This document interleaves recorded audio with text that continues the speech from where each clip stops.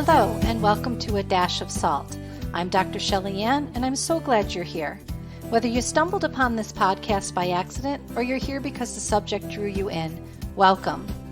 SALT is an acronym for Society and Learning Today. This podcast was created as an outlet for inviting fresh discussions on sociology and learning theories that impact your world. Each episode includes a wide range of themes that focus on society and everyday learning, whether formal or informal. So let's get stuck in, shall we?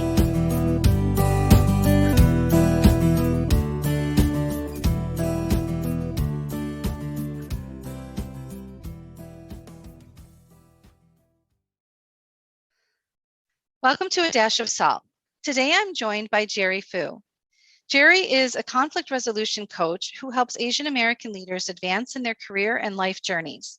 Having taken on several pharmacy leadership roles, Jerry started coaching in 2017 to help other Asian American professionals deal with the conflict that they encounter at work with their culture and within themselves. Prior to starting his coaching business, Jerry served as a pharmacist and began facilitating leadership workshops in 2012. He has appeared on over 50 podcasts and plans to appear in plenty more. So to learn more about Jerry, you can visit adaptingleaders.com. And we're going to talk a little bit more about that together here in our conversation. So Jerry, I'm really delighted to have you on the podcast today to talk to you about your experiences as part of a marginalized group living in the U.S. and how you've used your experiences for conflict resolution in your professional work. Welcome. Hi, Shelley. Thanks for having me. Yeah. So can we start with a little background about your life, your experiences growing up as an Asian American, and what are some cultural conflicts that you've experienced in your personal life? Yeah. You get kids telling me, I remember in elementary school when I got in a tip with a girl on the playground during recess, and she tells me, go back to Japan where you belong. It's like, well, all right. I'm not from Japan. I'm an American citizen, so I don't know why I would go back to Japan where I belong. But okay, right? And I'm just this tiny, scared kid, and so it's just like, all right, big loud noises. Let me just avoid them, even though I'm like upset by what I'm hearing from her, right? One incident I remember in high school. At one point, I was playing hacky sack with some friends after school, which apparently some teachers don't like. So these two older white women come up to me like as if they were going to confiscate my hacky sack. And as I'm trying to make my case that, what we do after school shouldn't matter, they look at my shirt, and I happen to be wearing a t-shirt with some artwork of two sumo wrestlers that are sparring in a ring. And, there's not a lot of guard with sumo wrestlers, and these tend to be, fairly bigger men. And one of them looks at the other and she goes, "Can you believe you would wear a shirt like this at school?" And I said, "It's an ancient Japanese tradition. What's wrong with it? I don't see the problem." And the other one goes, "Well, turn your Japanese tradition inside out." And they both just laugh and they walk away as somehow. These were teachers in your school. Yeah. Wow. Things like that. Another incident, more recent one that was kind of a funny one was when I was working for a different pharmacy in Houston. At one point, I was assigned to go babysit a newer pharmacy that they acquired from a previous owner, but the previous owner, like the location was in a not so nice part of Houston, and the owner had been moving certain prescriptions that are of questionable nature in order to keep his lights on. Like basically, there's some crooked doctors that are willing to write scripts for money and not for legitimate medical needs. And so he was basically using this money to, keep the pharmacy open until he's able to find a buyer. And so anyway, so after we bought the pharmacy, they say, "Hey, Jerry, you're going to have to go out there and cover this." And so at one point, a black man comes in asking for one of the drugs that this guy was supposedly known to stock. And I said, "Well, sorry, we don't have that." And he goes, "Okay, man." And right as he walks out, he turns around to walk out. Right as he gets to the door, he just goes, "Why, yeah." It's just like, I couldn't help but laugh because I thought to myself, okay, that was really crass, but I don't want to get stabbed or shot. So we're just going to let him have that one. Honestly, I think every Asian living here at some point has some sort of experience like this, Yeah, right? absolutely. Yeah, So and it's good that you can, I mean, I don't want to say that it's good that you can have a positive attitude about it because it's just something that should never be an issue and it shouldn't happen. mhm, But I'm sure that sometimes, sort of laughing at something like that in such a tense moment, mhm, when, like you said, it is really an uncomfortable situation. mhm. Um, and I'm just curious. Are your parents were they both born and raised here in the U.S. as well? Like, how far back is are you generationally an American? No, I That mean makes that sense. my no, that's a great question. I mean, my parents came over here for grad school. They were born in Taiwan, and they decided, yeah, they wanted to take a chance on a better life here than what they had in Taiwan. And so, yeah, basically, growing up the kid of immigrants, you just feel out of place everywhere, right? Yeah. Your Mandarin isn't good enough for the relatives when you go back home. Kids are picking on you for being different. Your parents are trying to hold you to a higher standard that you don't appreciate at the time, and the only way that they know how to kind of goad you toward that standard is to basically tell you you're stupid until you work hard enough so they don't have to call you stupid anymore, right? Mhm. um, and so yeah, basically it isn't until you get the first taste of success, whether academically or otherwise, and you kind of that it flips the switch that you say, oh, I'm craving this so much that I'm willing to do so much more to gain this approval, not just from my parents but from others as well, because if I'm not getting that approval at home, or that support, or that nurturing or reassurance at home, you're going to find it in other places. And sometimes that's okay depending on where that lands, but other times, oftentimes, it becomes an unhealthy obsession, right? And people complain about burnout, or they're just depressed because the irony with approval and validation is that the harder that you work for it, the harder it is to actually obtain, right? Mhm. And so when you because what do we talk about when people who are secure in themselves? Secure people don't need to seek this out. They get it because they don't worry about it, and they're okay that even if they don't worry about it, no, someone doesn't give it to them, because they just say, hey, look, it's their loss, right? And so to get to a point to say, hey, it's okay to say no to things. It's okay for people to disagree with me. And, if they are that worked up about it, that's their problem, not mine. Um, that's a step in the right direction. Yeah, you really bring up an interesting point there earlier there when you said that you were held to a high standard from your parents' side, but then also that your family members in Taiwan, gave you a hard time because your standard of language with them wasn't what they were expecting. You didn't sound the same, and I think that for many immigrant families and first generation children of immigrants struggle with that, with language and dialect, and it's not often something that we think about. That not only is it something that it obviously is brought to attention for every time you speak here, but it's also brought to attention every time you speak with your family members or people that back in your parents' home country. But that is something that people don't often think about, how that can create for you this feeling of where actually do I belong? That kind of thing. Yeah. And to dovetail on that, there's this weird distinction between things in life, skills in life. It takes time to learn. You make mistakes. You improve, and you get to a point of proficiency after enough struggle and failure. And as a kid, right, you don't think about this with certain things like walking, right? No one says, "Oh, you're not good at walking. Just don't do it," right? Like people stumble, people get better, and eventually they find their stride. And so language is one of those skills, right? Mhm. But then you have an honor shame culture that says, no, failure is bad, failure is embarrassing. And so people just don't want to do that anymore. And so the irony is that the failure I'm trying to avoid is actually keeping me from improving in such a way that would actually impress them and get to a point where the language would be proficient, right? And so, yeah, it's just this weird clash of, oh, you need time and effort and improvement, but then you don't want to embarrass people when you struggle. So in a way, you kind of have to find a safe place to fail, almost like a dojo before you go out on the street to fight. But in an honor shame culture that is predicated on making other people look bad, to maintain your stance and your status, yeah, there's just an unhealthy dynamic there that undercuts everything.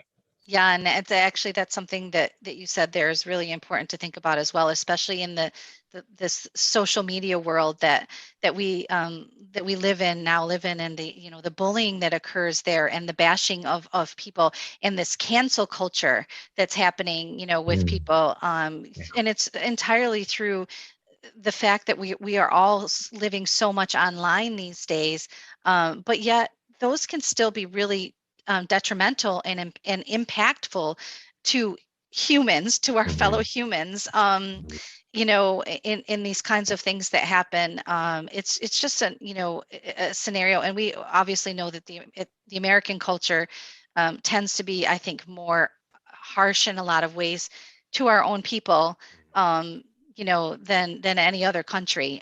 Me living in the last 5 years, I lived in Ireland and a little over 5 years, and it's not that's not something that's as prevalent, but it's definitely trending. It is something mm, that is trending globally. But it's very interesting to have lived over there and sit back from and look at from other countrymen's perspective, mhm, at how they look at what goes on in America and how we treat our own people and that kind of thing. A lot of people will sit back and say, they would say to me, "What's going on with your country?" Like, lots of things. I just throw up the hands. I don't know. Like, Yeah. you know, um, but you shared that one particular experience in the pharmacy when Mhm, the black man came in and mhm. made fun of you walking out. What are some other cultural conflicts that you've experienced in your work life? My work life, in hindsight, has actually been pretty good. There maybe, I mean, if I've had any challenges, it wasn't about race and culture conflict. It was just more about just problematic behaviors in general, regardless of what ethnicity the person was, Mhm. basically. And so, I mean, I could the one incident I can think of that is kind of a lighter one was when I was still working as a technician in Tennessee, many years ago. Probably actually was my first job as in pharmacy, and at one point, supposedly, I had taken a lady's prescription, but I didn't put it in a spot where anyone would have worked on it or, gotten it to go through the workflow. And so, one of the pharmacists comes up to me and she goes, "Hey, do you know what happened with this lady's prescription?" And I said, "No." And she goes, "Well, she said she gave it to the Asian boy and you're the only one." So I'm just like, well, can't get out of that one. Right. But that wasn't anything racist or anything like that. Um, it was just it just how happened to be, hey, well, that was the identifying marker, and there's no hiding from that. One funny incident I did have, though, was when I was between jobs after I moved to Houston, and I made the mistake of applying to a job that just called it company confidential. And guys, if you're out there, if you ever have to apply for a job, if they don't have the name of the company, just don't apply, right? But anyway, so I'm randomly in this interview in for this independent pharmacy, not in a great place in Houston, either not safe. And this black guy with the gold chain walks in, supposedly because he's the manager or the owner or whatever. And so we're talking. He's like, "Yeah, you seem like a nice guy." And said, "Yeah, this could work out here for you. I'll draw up a contract, as soon as I have a spot available for you." And he made the joke. He's like, "You can talk to me about fried rice and I can talk to you about fried chicken." And I just said to myself, okay, all right then, Yeah. that was what that was. It was a cute remark, if not the most offensive. I was more amused than annoyed by it, really. But yeah. It is interesting, though, that these, again, these types of stereotypes are something that's really, really ingrained in all of us. And, we think about that as soon as you said, fried rice and fried chicken. It's something that we all, understand, because it is so deeply, those forms of sort of microaggressions and in racism, they are there, and they might be funny, but they are stereotypes of people, of differing cultures. And my question to you is, being a person of Asian descent, do you feel that you said is in work you've not really ever had a hard time as far as like the job that you do and that kind of thing? And do you think that it all relies on the fact that again, stereotypically, people will say that people of Asian descent are very intelligent, they're smart, they're very dependable, they get the job done, that kind of thing. And do you think that is something that contributes to the fact that you don't really have a hard time in that aspect as far as your work and your, work ethic and what people think of you and that kind of thing?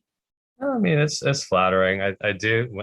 We joked about it in high school. I remember me and a couple Asian classmates. We said, if we're ever walking the halls randomly to do something, just running errands or something, it's not like we're goofing up, but we're walking around, and oftentimes we'll forget to have a hall pass, but no one ever questions us whenever we're walking around the halls, because the assumption is, they're on their best behavior and they're not up to anything, so I don't have to check, right? Mm-hmm. There was a funny incident actually in college. At one point I was walking back on campus, back to our dorm, me and a black friend, and you see this car cop like coming around the other side, and he starts to slow down. You see the cop squinting really hard at me and him, and we joked that like he slowed down because of him, but then he drove off because of me. It's like, oh, there's a black guy, but he's with an Asian, so that kind of cancels each other out. He must be okay. He must be okay. Yeah, they're not up to anything. But I mean, yeah, in the times that I have, been at work, yeah, I mean, typically maybe people give me the benefit of the doubt because they say, well, Asians are quiet and they're hardworking, and typically that's the way I was, even though there was a point, where I got fired from the job I moved to Houston for because I wasn't doing the job, even though I was mild-mannered and, just trying to keep my head down and do my own business. But it's part of it is, I remember at my previous job, actually, the president at one point, when he needed me to take care of some exams to get some prerequisites done, and every time I passed an exam, they'd be like, oh, hey, Jerry passed another exam. So he better have. He went to Rice. He's a smart kid. And I'm just thinking, oh God, like I don't need those expectations. But yeah, it's there. Like, thankfully not in a malicious way, but it can get frustrating when people leverage the good things about your stereotypes. Somehow they want to use those against you in some fashion.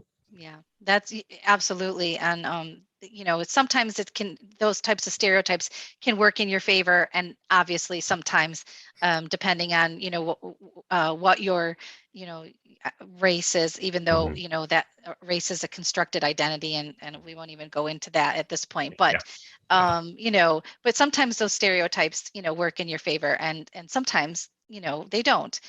Which actually brings me to my next question, which I'll kind of start with a little bit of background for the listeners. But, people of Asian descent have been victims for more than 160 years in the United States. And according to a recent study that was cited in the Washington Post, anti-Asian hate crimes have spiked 150% since the COVID pandemic began. And the most recent being the shooting of the 8 across the 3 Asian spas around Atlanta by that 21-year-old white man. Mm-hmm. As an Asian man and a conflict resolution coach that we're going to get into a little bit more here shortly, what are your thoughts on this trend, and what steps do you feel need to be taken to both heal the Asian community and educate Americans towards reconciliation and alleviating hate crimes like this against people of color? Yeah, it's not a solution we're going to solve, and it's not a solution we're going to come up with in the next half hour or so. But yeah, here's some early steps, right? So let's give a little more context, right? Racism has been a part, as you said, for the last 160 years, right? Japanese internment camps, right? Immigrant discrimination, not even from Americans, but other immigrants that see the Asians coming over as a threat, right? The show Warrior, based on Bruce Lee's writings, is one of my favorites, simply because they play up the dynamic between the Asian immigrants and then the Irish ones, and then the American bosses that are exploiting both for their labor, right? And so, education only goes so far, right? on one hand, educate. Ignorance is never acceptable at this point, right? We're too connected, and there's too much information out there for us to not know about something, right? Because you can just do a Google search for something. It doesn't mean it's accurate, but at least you can't say you don't know just because you don't know. You can always find a way to learn about whatever you don't know. And so there's a bigger question of the motivation of the heart, basically, right? On one hand, yeah, when you write an American history book, don't just downplay the mistakes of the country, right? We all talk about how great the founding fathers were, except that they're all slave owners, right? And even worse, there was some mixing of races because, people decided that they wanted to try something different. And then you have these mixed race kids that definitely have no space, right? And in play, but that's a whole nother conversation. But all that to say, right, my hope in what I've learned in conflict resolution is simply to be that powerful mirror, right? Hey, here's something we have to deal with, right? I'm not saying you have to feel guilty about this because, these mistakes were made well before you were alive, right? And, I'm just asking you, if you were a part of this or subjected to this, what would you do differently, right? And so now, right, we're offering them the chance to apologize if they so feel. If they don't, we still have to forgive, right? Forgiveness isn't about whether or not the person deserves forgiveness. Forgiveness is about, hey, there's grace, and let's use that grace to move us forward to a higher standard where everybody is seen, heard, and respected, right? And so, you can have all the DEI training you want. You can spend as much money as you want on that. And as long as people aren't motivated to achieve a higher standard for society, on their own without necessarily your help, it's only going to go so far. So my goal, right, is for people to have a safe space, number one, where they can say, hey, I saw some things, that I didn't think were okay, but I didn't know how to speak up. Or other people say, hey, my family has a history of prejudice, and, I'm really bothered by what they were doing, and I want to know how to make things right. Other people, yeah, just say, hey, look, we got hit with some hate crimes, and, I'd like to be able to address people in this space without fear of retaliation. And because on one hand, yeah, these people were victims, right? They did nothing to deserve what was coming to them. And, we can't afford to stay in that victim mentality either, to say, oh, this is so unfair, this is so unfair, this is unfair. It's like, okay, at some point, as a good book once said, right, do not be overcome by evil, but overcome evil with good. And so, yeah, the goal is so that Asians can feel more confident in expressing their perspective and emotions, and that other people can, and that everybody can be more willing to open up about their prejudices so that we can deal with them in a more constructive manner, I think. Yeah. And just for clarification, because I do have a lot of international listeners.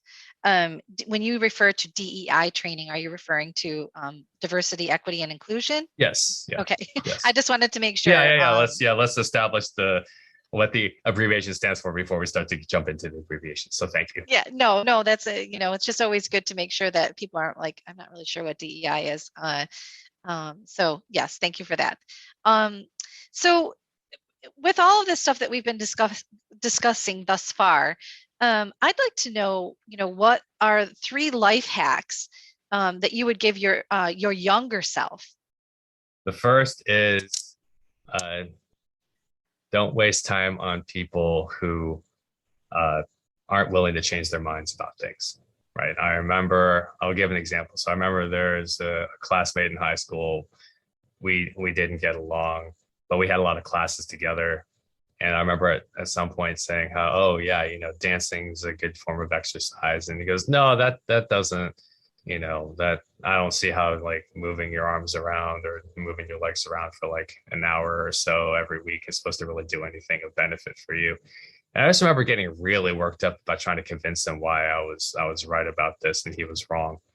And then, if I had to take my time and like to go back in time and tell myself and like, why? Like, why are you trying to change his mind? Why are you so caught up in being right about this? Like, stop wasting your time and energy on things. So yeah, to say that, it's just to say, hey, if you like what you like, it's okay for other people to disagree with you.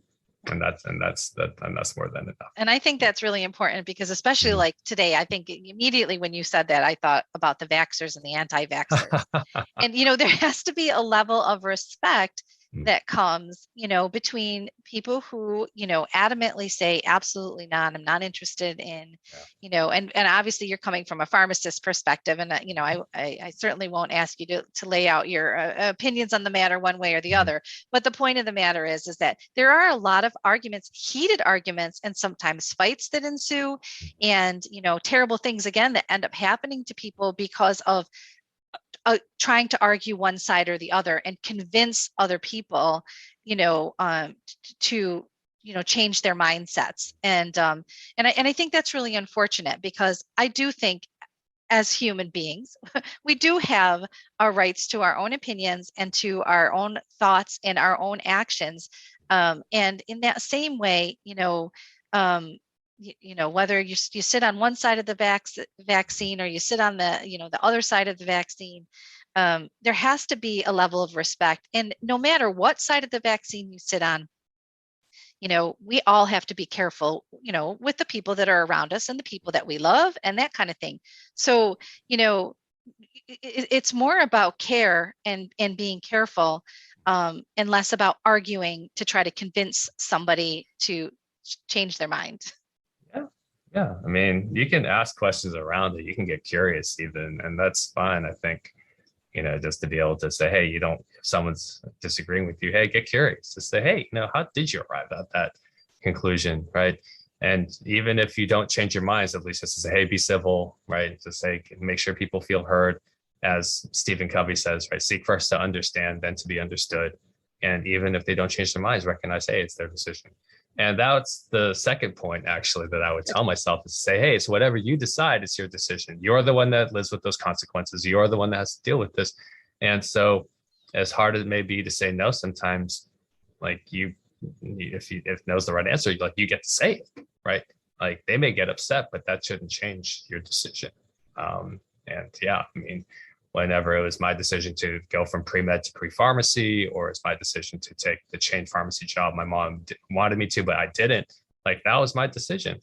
Mhm. And, I didn't, and the temptation is to blame her for, like allowing, convincing me that, this was the best decision to take, but I allowed her to influence me, right? And that's the shift in thinking where you realize, oh no, like I allowed her opinion to override mine. Like that was my decision to allow that. So that's the second thing I would tell myself to say, hey, whatever major you want, whatever career you want, ultimately it's your decision. If you're unhappy, like it's your decision to stay there, or it's your decision to do the work to move on.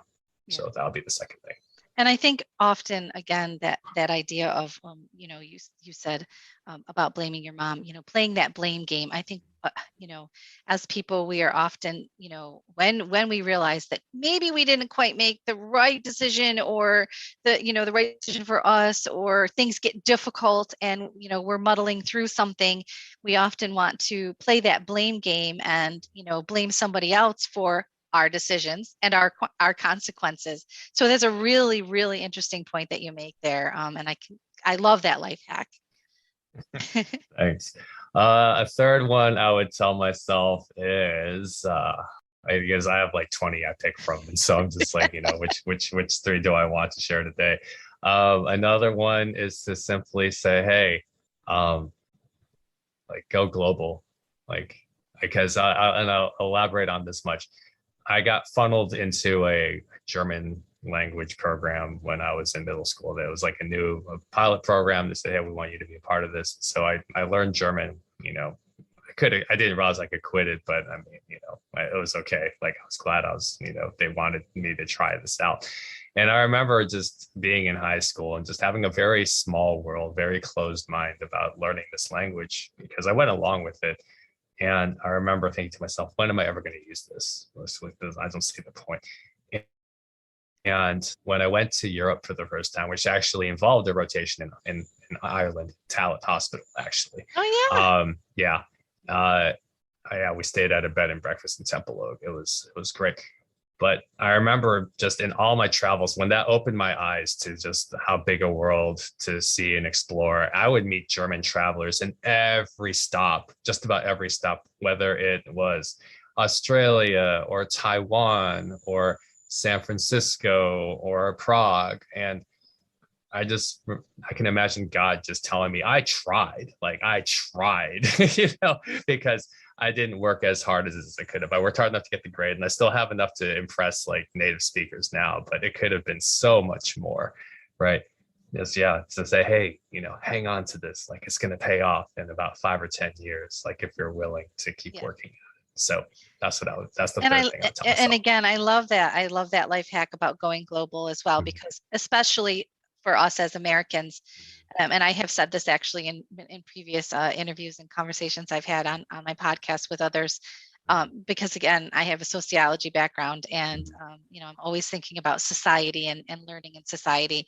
But that idea that Americans in general, because the country is so big, very, very few, a very small percentage. I don't know exactly what it is, and I'm going to have to look it up, I think, for future conversations, because a very small percentage of Americans ever leave the country, and some don't ever even leave their own state. Yeah. And what ends up happening often is there becomes that very narrow view of the bigger, wider world out there, as you had said earlier. And I do think it's really important that everybody take an opportunity at some point to open your eyes to other global perspectives and things that are going on in other parts of the world. Because when we have such a narrow focus and a narrow view, sometimes we think we are the world. And that is something that happens in America quite often, especially when you listen to news and they say, oh, the world is, coming to a crashing halt, or the world is this. But when all they're actually talking about is America, not the rest of the world, not the rest of the big wide world, the other 190 countries, it's just, sometimes and that comes from narrow perspective, and narrow thinking. So going global is a great life hack to remind yourself of, is, and I totally appreciate that. So I want to talk a little bit about coaching and conflict resolution. Yeah. What got you into coaching and conflict resolution specifically? Yeah, great question. So basically the first, I guess, taste of coaching or facilitating was while I was in the middle of a weird job situation in Texas, basically to kind of get people up to that, ramp people up to that moment. I was working a chain pharmacy in Tennessee. I got sick of it. I wanted a teaching job, and the best chance I could do to teach pharmacy students was through a consulting company that I moved to Houston to work for. A friend, who worked there said, hey, my previous position is available. Do you want to apply for it? I said, absolutely. So I convinced them I'm worth taking a chance on. So I moved to Houston for this teaching job, get fired 11 months later because I really just wasn't that serious about working hard at it, which was a sobering moment, but very necessary. I end up at another job where 4 of my paychecks bounced, filling for those crooked doctors I hinted at earlier. And so that was a fun situation. And then my friends get me out of that. And so now I'm with this company that likes me, but they can't pay me more than 8 hours a week. And so the only way I was able to get more hours was if I worked at their Austin location, which was about 2.5 hours away. And, there's plenty of worse cities I could have ended up in, but it just wasn't home. So I'm in Austin. This is 2012 now, the summer of 2012. I have no idea what my life is going to look like at this point. And I was tapped to help with some leadership seminars through a pharmacy nonprofit some of my friends run. And I said, absolutely, I'd love to help out with that. And so teaching leadership kind of just started to get the gears turning in a different direction for me, because before I said leadership is hard. I don't like being bad at it, much like that honor, shame, failure, right? If I fail a couple of times, I don't want to fail anymore. So I'm just going to stop.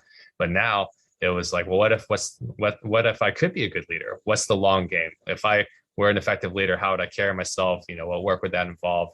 I gave myself the chance to dream and allow for that possibility now. And so, it didn't get easier initially. It got written up, when after I took on a full-time position back in Houston, when I decided to take on this challenge of managers and, again, just struggled to confront problematic behavior from technicians and other people. And so thankfully, when that company had its funding pulled, I got another interview only because I had leadership experience on my resume. So number one, leadership is a struggle that has become a fascination. And that's what saved my pharmacy career. The only reason I got any more pharmacy jobs was that I had leadership experience on my resume. So I said, wow, that was a really good decision. With that said, the job options, even though there were more, they were still limited in that they would only last 1 or 2 years because smaller jobs that offer a higher quality of life don't last very long in healthcare. And so 4 years ago, when my previous employer went under, I said, well, I'm tired of fighting insurance companies. I'm tired of trying to chase down doctors for prescriptions, but I love teaching these leadership workshops, which I've done consistently since then. So what would a career in coaching and facilitating look like? Like, what would that involve? And so it still took a pandemic before I finally said, okay, let me file the LLC. Let me get the business bank account up and let me get the website up, because I realized I couldn't put it off any longer just because I was scared of failure and rejection. And I realized quickly I had to niche down because there are plenty of leadership coaches. Join the club of leadership coaches, right? There's plenty of leadership coaches out there. So whether I realized it myself or my friends pointed out to me, they said, Jerry, like, conflict is a no-brainer. Whether you've dealt with challenges personally or professionally, this has become your calling now. And, could it still change? Nothing's set in stone, but it's obvious to see when I share stories of the conflicts that I've dealt with that I can offer best practices to the people that I coach or the organizations that bring me in to help make sure that people understand, hey, this is how we navigate conflict well. We won't ever eliminate it because there is a form of healthy conflict that every organization and relationship deals with that can actually be productive. But let's make sure we get to that point and not get mired down by the unhealthy conflict that we can see from broken promises or offensive remarks or, complacency.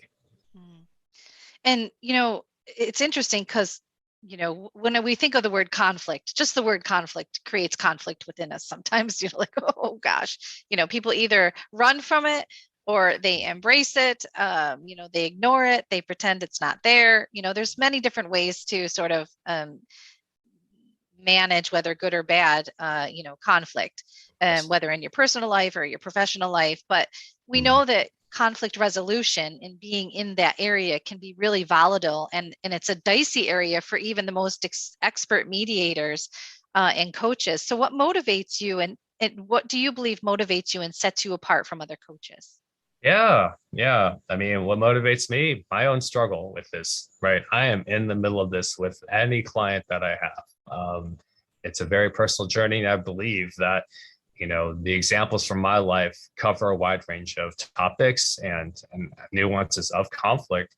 And so, I'm happy to offer my toolbox if that's what's useful to you. I'm not going to be ashamed to say, no, it's a pretty wide toolbox, not because I want the ego, but because, the range of experiences that I didn't expect, whether I found them myself or they came to me, right? I think that's what sets me apart. When people say, well, what kind of conflicts have you dealt with? And then I start to list them off and they're like, oh my gosh, yeah, maybe I do want to learn from Jerry, right? I can list them off now. One, I had to evict a roommate. That's not fun. He pretty much stayed in his room and dared me to actually follow through with eviction notices and call in the cops if you do not leave on time, right? And he would bank on the fact that Jerry's too nice a guy to actually go through with this. And that pushed me over the edge. So anyway, that's one. Another was when my second day on the job as a church class director, I found out one of the newer guys in the class was sexually harassing women in the class. And they said, Jerry, you're director. You have to deal with this. You didn't give me a manual, just run toward the gunfire, Jerry, just go handle it, right? So what are some common mistakes that people make when they're involved in conflict, that when they're on their own or they don't seek the advice of a coach or something like that? What are some conflict or some mistakes that people make? Oh yeah, I mean, I've been guilty of them myself. And the first one, as we kind of hinted at earlier, was avoidance, right? Let me just run away or stick my head in the sand and maybe like a storm, this will blow over, right? But these conflicts are basically like tiny fires. And no one ever would say, oh, well, that fire's not big enough for me to put out yet. Let me just go. I can leave that. I can let that build a little bit before I finally have to address it. But this is what unresolved conflict is. So thinking that somehow the problem will go away on its own, there might be a chance that that happens, but rarely does it, right? So that's the first one. And even worse, like they think that overcompensating for this someone's mistake, like when a technician types up a prescription wrong and I fix it one time because I think maybe they just were distracted, but then it happens again.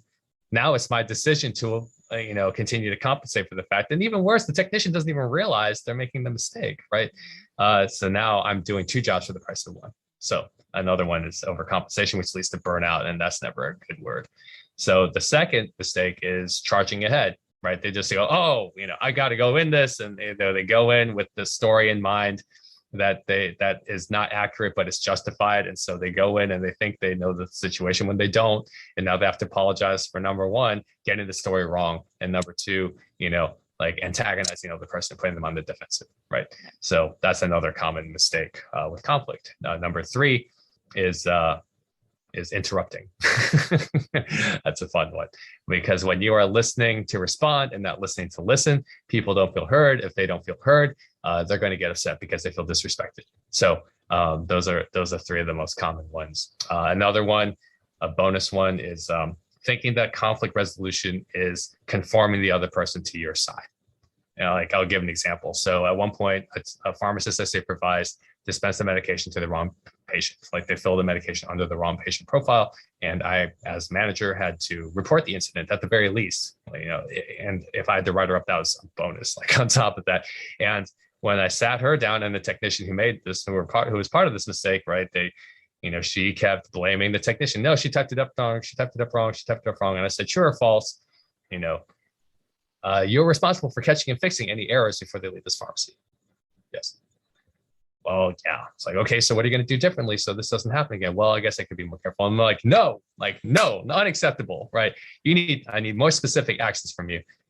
Even if I was right, I mean, all I got was passive aggressive behavior the next month or so. Oh, is this my fault too? It's like, well, geez, okay. So if I had to do that one over, right, I would say something like, hey, do you believe I'm here to help you? Do you believe I'm here to protect you? Right? Because if all you see me for is just to pin this thing on you in an attempt to secretly get you fired, right? When the real problem is patient safety, which we all have to look out for, how do you expect us to do any better, right? How do you expect this relationship to improve unless, like, we're willing to maybe say, maybe my story isn't accurate about the situation, right? Are we on the same side? Well, yeah. It's like, okay, do you believe I'm trying to support you? Well, yeah. It's like, okay. So, as your manager, because my reputation is on the line too for every mistake that leads to this pharmacy, how can I help you make sure this doesn't happen again? Yeah. Right.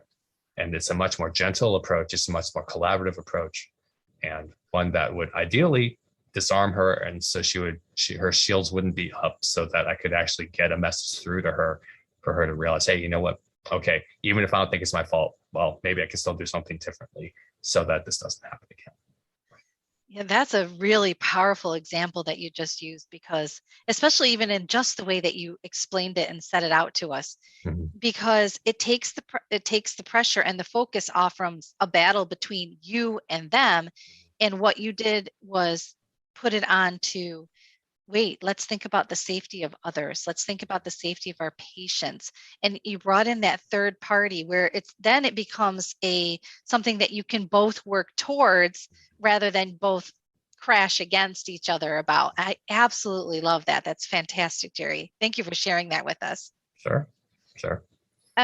So do you have any other tips that you use to, resolve conflict effectively? Yeah, sure. So there's two frameworks I can take you through. One is available on my website as a free downloadable guide, actually. So I'll go through those steps first. Number one, so 5 steps. Number one is you have to imagine what a successful conversation sounds like. So the trick with this is that it allows people to think, oh, maybe I can do this successfully, right? And also, you know, a lot of times people go in thinking, well, I don't know how this is going to go. I just know I need to address it. If you don't even think that there's a ceiling you can hit, like a target that you can hit or a ceiling you can reach, it usually doesn't go well, right? So you have to imagine, okay, what could this conversation sound like in a way that is civil and, you know, productive? Okay, maybe I have an idea of that. Number two, 10 seconds of courage to reach out, right? People think, oh, well, I don't really feel like I'm Superman or Wonder Woman, right? And they wait and wait. Now 6 months have gone by and now they're like, it's not that big a deal. And they just rationalize it away. It's like, but you're still unhappy. So you just need 10 seconds, right?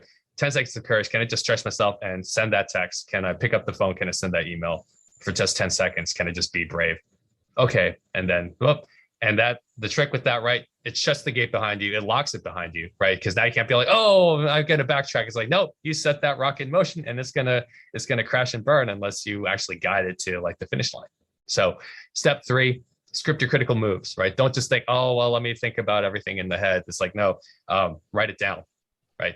Get it out on paper, reorganize it into a logical flow. Make sure you address everything you want to address. So now you've done your homework, right? About, hey, let me make sure I address these points. Number 4 is to rehearse those moves, right? You want to train in the dojo before you find on the street, right? Memorizing these points doesn't help, but if you practice them in front of a mirror and check your body language, check your tone. Do I project confidence? Do I keep my composure when I say all these things? You know, how do I come across? Get a friend to role play your boss that you're trying to get a raise from, right? Imagine what kind of pushback you might get as well. And then 5, do it. You've done the homework, you've rehearsed. There's too much at stake to not follow through. And that was the turning point for me, was realizing how much longer can I afford to tolerate this? Like, oh, I can't another day. Like, I can't even for the next 5 minutes. I better go take care of this. So that's the framework I walk people through. We've also used the 5 C's. That's been one that's kind of been ironed out over several podcasts. So the 5 C's are this. Number 1, compassion. You want to have compassion for the other person. They are human with feelings and blind spots just like you. So if you're all trying to be seen, heard, and respected and treated with a certain amount of dignity, then yeah, like approach gently, you know, be gentle, be open, and kind, right? Number 2 is courage, right? You want to jump in. If you care enough about someone, hey, you can't stay on the sideline, right? Passivity, they talk about, pain is not the opposite of love. Apathy is the opposite of love, right? Because if I didn't care enough about you, if I saw you were heading toward a bad path and I didn't say anything, that is unloving, right? Number 3 is curiosity. Hey, I only know so much. I only have so much perspective. Let me get the other side of the story. Let me be a detective. Let me show a genuine interest in other perspectives. Okay. Now that people are curious, right? And that also helps build a bond, right? Because we're most interested in the people who are most interested in us. So if I'm showing interest in someone else's side of a situation, I'm probably going to be a little more receptive to what I have to say. Number 4 is collaboration. Okay, now that we've kind of confronted things head on, let's shift to the same side of the table and look at a solution together. Okay, now that we've identified the problem and identified each of our roles in this. Okay, how do we need to do things differently? What do you suggest we change so that this doesn't happen again? And then 5 is closure. Strive for closure. Hey, go until you have something that works, whether it involves compromise or otherwise. You need to have something ready. But yeah, those are the 5 steps we say. And to backtrack really quick on a successful conversation, just want to make sure people understand success doesn't necessarily mean restoring the relationship to 100%. Maybe that's not possible. Maybe you need to come to a truce of some kind. Hey, I'm only going to talk to you about work life and maybe some personal things, but anything about politics is off limits. Anything about religion is off limits because I know we're just going to, get in fights with each other. So, let's agree to not address those topics with each other, right? Because the relationship is too important for me to get tripped up on these things. Other times, it is termination, right? My roommate that defaulted on his lease, right? It's just like, hey, you have to go before I call the cops on you, right? You have to, like, if you're not going to contribute to the costs of living here, then you need to leave. Right. Yeah. And so you need to imagine that's what success might be for people in certain situations. I absolutely love both of those frameworks, and I think it's really useful for people that are, are trying to seek out some, some resolution to some conflicts on their own. And I know also that you have a blog, that you do a blog, and on your website, so that people who are looking for some do-it-yourself, I guess, if you will, resolution to conflicts that they may be involved in. So I would highly recommend that anybody who is interested to in conflict to go to your website, which again is www.adaptingleaders.com. So we're getting to the end of our conversation together, which has been so enlightening and so interesting. But I just wanted to quickly say that I have recently read a book called High Conflict by Amanda Ripley, and it is, in my mind, it is so good. She's such a brilliant writer, and in that book, she talks about why we get trapped and how do we get out of it. And she really brings out these like harrowing tales about, people that she's experienced and interviewed that have gone through really dramatic fights that really end up consuming their lives and makes them capable of of committing terrible injustices. She talks about a gang leader. She talks about actually a conflict resolution coach who found himself in his own high conflict when he was working in public office. And she talks about, a guerrilla fighter in the Colombian jungle and how, these conflicts had happened. So I'm putting that out there as my plug for people to read this book, High Conflict by Amanda Ripley. But what I'd like to ask you is, do you have any recommendations or further reading or information that you'd like to share with my listeners? Yeah, sure. I mean, books to tack on for those of you who want to get better at conflict. Happy to share some of the resources that helped me, develop my own framework. Number one is Humble Inquiry by Edgar Schein. Just a really short read, really great examples of how to value humility and engaging other people and building relationships that way. Another that I use is The Four Conversations by Jeff and Lori Ford, specifically the closure conversation, which talks about how do you address broken expectations. They say things like don't let people off the hook, address things promptly, and they give some good ideas and best practices to increase your chance of success when having these conversations. I'll end with one story of just, how to engage in cultural conflict maybe a little more effectively. So we can study this in the time we have left. So at one point I was at an international networking event here in Houston. Basically, they like to connect all the internationals, and I met an older white gentleman there, and this is at the height of the Asian hate crimes. And so he asked me, it's kind enough to ask me. He's like, "Hey, so with all these things going on in the news, is it really that bad? Like, have you experienced anything like this?"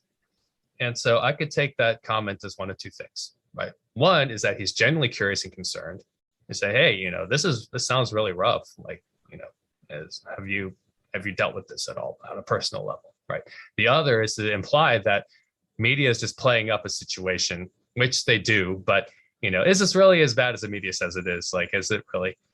And I'm sitting there thinking, well, people are dying. Like, that's never a good thing. But right. I took his question and said, okay, well, hey, have you considered that Chinatown in Houston was actually built on discrimination? And he goes, "What do you mean by that? Really? What do you mean by that?" I said, "Well, what I learned was that city officials didn't want Asians all over the city, so they concentrated them in the southwest region of Houston, and they redistrict their region so that they couldn't even concentrate all their population into one district vote. So not only did they sequester them in an undesirable part of the city, they didn't even give them a vote." So, "Oh yeah, that's not great." And I said, "Yeah. Just because these people have not experienced physical violence, I'm thankful that no one's assaulted me from being Asian, but that doesn't condone a bigger system of discrimination that is still oppressing people to this day." Mm-hmm. So yeah, and my goal was not to embarrass him, right? My goal is not to pat myself on the back and say, "Yeah, look at Jerry, he's handling this. Look at this." the goal is to be able to be open about these things. And it's okay if people are a little uncomfortable by it, because if it were comfortable, if we stayed comfortable, nothing would get done. So my hope is that, other Asians can study examples like this and say, hey, you know what, I can say something, but not to embarrass or undercut anyone in the same way that I was embarrassed or undercut. But hey, let's come to a mutual understanding and say, hey, look, it's not great, but we can get better. And I'm going to trust that you're going to be a part of it. I think that when as a society, as societies, when we ghettoize people groups and put them into, section them off and put them into sections, that doesn't become, that is absolutely the opposite of inclusion. It's exclusion. And, and we, there's so many people, leaders that talk about inclusion and, bringing people together and that kind of thing. But if you are accept those types of things as, as a standard or as a norm, it really diminishes that idea of inclusion. So, those types of things, really have to be dismantled from the inside out. And, now, Chinatown, for very many Asians in particular, correct me if I'm wrong, but in some ways, it has become a source and a sense of pride and ownership in their area and what they've created and what it's become. But at the same time, like you said, the foundations of it, was set in excluding people groups from society. So now there's this really,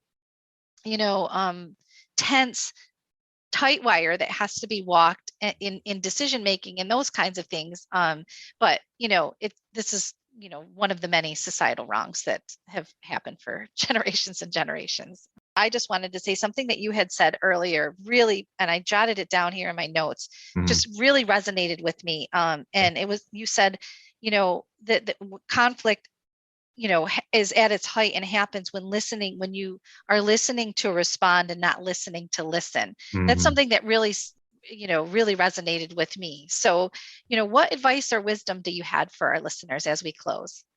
Well, and I end with another story. This is one of my favorites I think, not only just as a reminder for me, but for also others, just if you want to treat people well. I think this is one of the best examples that I can offer. So there's another great book called The Charisma Myth by Olivia Fox-Cabane. And she starts off with the story of the prime minister race in England. And it's between William Gladstone and Benjamin Disraeli. And at one point, they both happened to take the same woman out for dinner, trying to court her vote. And so the local newspaper interviews her after this experience. And they said, what did you think of Mr. Gladstone? And she goes, I thought he was the cleverest person in England. And then they asked, well, what did you think of your time with Mr. Disraeli? And she goes, I thought I was the cleverest person in England. And what's funny is when people say, well, then Gladstone won, right? Because she felt that he was the cleverest person in England. It's like, no, check the history books. Actually, Disraeli won. And I think if we can all make people feel like the cleverest person in England, I think life will be a lot better for all of us. So, if people want to learn more, check out the website, right? adaptingleaders.com, free guide, complimentary 30-minute call. Like if you just want to tell me about a situation you need help with. There's formal coaching packages available for yourself or your organizations that you think could use this help. Otherwise, plenty of free stuff to start with if your budget's tight. Fantastic. So, Jerry, you've really given us so much insight on leadership, on resolving conflicts, and embracing your own experiences to really better yourself and to better others around you. And I really appreciate this time that you've taken with me to talk about this. I think it's very timely. I think it's very important. And thank you so much for spending this time with me. I really, really, really appreciate it. Thanks for having me on. Thanks.